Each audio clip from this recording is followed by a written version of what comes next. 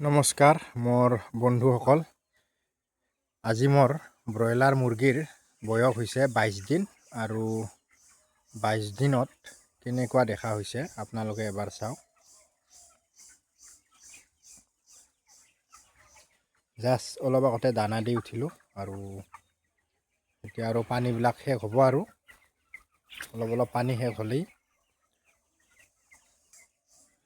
অলপ গৰমৰ প্ৰভাৱ পৰিছে। চাওক বৰ্তমান মুৰ্গী এনেকৈ আছে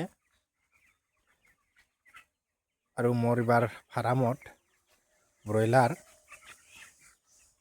2100 দিছিলে আৰু 2100 মোৰ 52টা মৰিলে আৰু 52টা মৰাৰ পিছত মোৰ বৰ্তমান ফাৰ্মত মুৰ্গী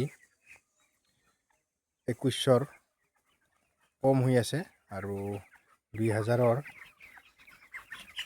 অলপ বেছি মানে 40টা আছে, 41টা আছে টোটেল ব্ৰইলাৰ। 2041টা আছে। এতিয়া মই দিনত একো ঔষধ দিয়া নাই, অলপ গৰম হোৱাৰ বাবে, আৰু মই এতিয়া ৰাতি ভিটামিন দি আছোঁ মাল্টিষ্টাৰ।